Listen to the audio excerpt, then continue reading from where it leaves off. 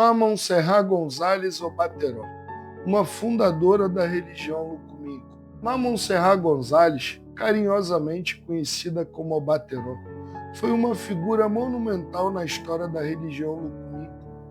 Nascida em Ebadô, uma cidade que fazia parte do Império Oió, na atual Nigéria. Obateró trouxe consigo um legado ancestral que moldaria a prática religiosa na ilha caribenha. Sua vida e suas contribuições são cruciais para entender a riqueza e a profundidade da santeria cubana. Origens e chegada a Cuba. Obateró, cujo nome de nascimento iorubá era Apotô, foi iniciado em sua terra natal no culto a Xangô, o orixá do trovão e patrono de Oió, recebendo então o nome Obateró, que significa o rei tem grande calma.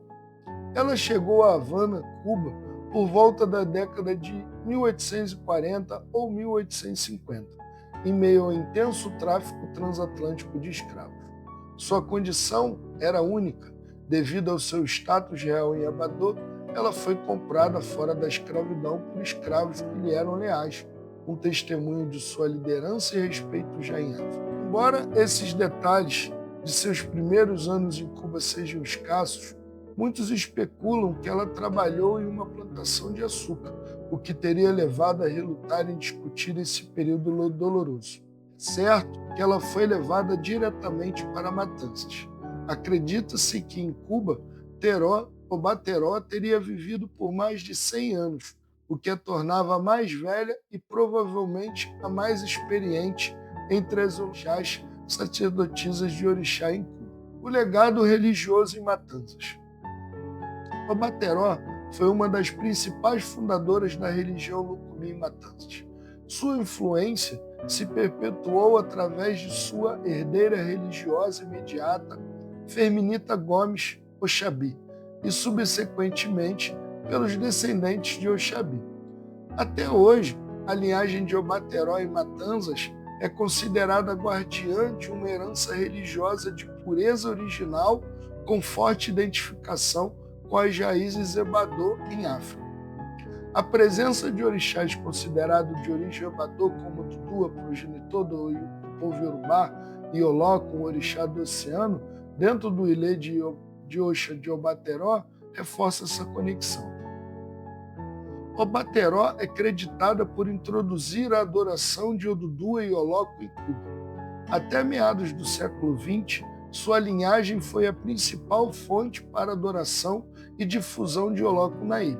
Artefatos culturais confiados a Oxabi por Obateró, incluindo um conjunto único de tambores Ebadô, os únicos ainda existentes na ilha, feito por Inhô Filomeno Garcia Tandá, renomado construtor de tambores, serve como prova viva de suas origens e práticas. Importância dos tambores e a transição para Matanzas.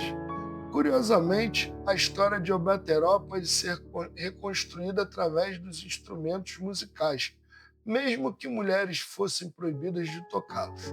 Os tambores Ebadô, que ela provavelmente encomendou quando vivia em Guanabacoa, subúrbio de Havana e vizinho de Régua, o berço Lucumí em Cuba, são um elo fundamental.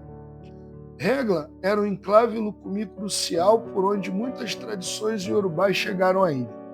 Embora a influência Ebadô tenha sido forte em Régua, no início do século XIX, com músicos de Ebadô tocando seus tambores em celebrações, essa tradição foi gradualmente substituída pelos tambores Batá de Oió. E foi nesse contexto de mudança que Obateró se destacou. Obateró provavelmente obteve sua liberdade no final da década de 1860, mudando-se para a cidade que oferecia mais oportunidades.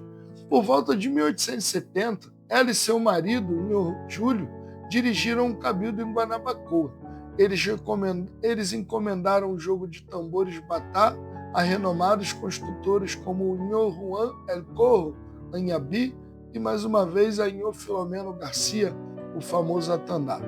Embora Inhô Júlio fosse importante, Obateró era a principal olorixá e orietê, mestre de cerimônias do cabildo. Por volta de 1873, Obateró e Inhô Júlio se mudaram para as alturas de Simpson, em Matanzas, levando consigo os tambores Ebadô e Batá.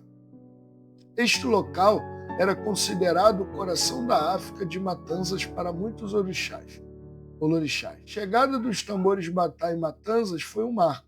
Há registros de que eles foram tocados no Cabildo de Santa Bárbara em 4 de dezembro de 1873, por Inho Remígio Herrera, da China. Quando o Bateró se juntou ao Cabildo, ele fez com que os tambores Batá tocassem em um tambor de fundamento em homenagem a Xangô, marcando a primeira vez que esses tambores foram usados em Matanzas, e ela se tornou a principal orietê do Cabildo. A da China, já residente em Régua, provavelmente viajou a Matanzas para acompanhar o Bateró e introduzir os tambores Batá à comunidade. A relação entre o Bateró e a da China era de profunda confiança e aliança, tamanha que a da China permitiu que o Bateró iniciasse sua filha Pepa Exubi como sacerdotisa de Eleguá, e é provável que ele a tenha ajudado a estabelecer contato com os Lucumis de Matanza. O cabildo que o Bateró dirigia em Simpson era o mesmo cabildo Lucumi Santa Bárbara que a da China havia fundado após sua emancipação. A mudança de Obateró para Matanzas também pode ter sido influência por tensões competitivas entre orixás cubanos. Em Havana, um período conhecido como a Divisão de Havana.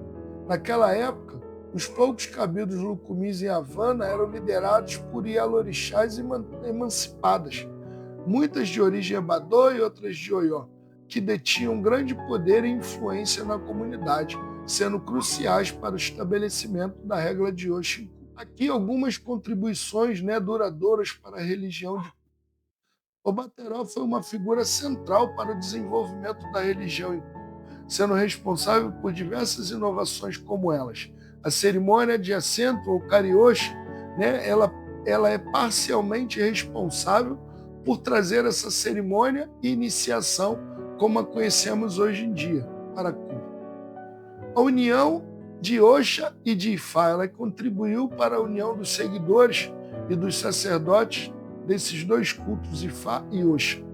A adivinhação de Dilogum, ela ensinou os Ararás, o povo do Benin, a arte da adivinhação com os búzios do Dilogum, já que eles não possuíam, teriam perdido aí nessa travessia.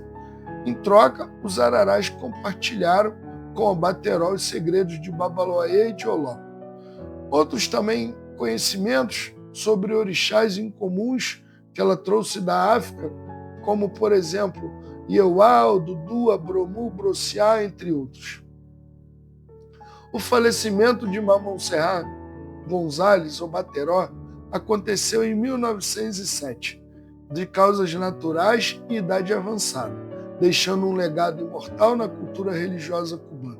Sua vida foi um elo vital entre as tradições africanas e a formação da religião Lucumi, regra de Oxa em Cuba. Espero que tenham gostado dessa história. Curtam, compartilhem e deixem um joinha aí para que eu saber que vocês querem mais sobre esse tipo de assunto. Um forte abraço e Burubabuxixi.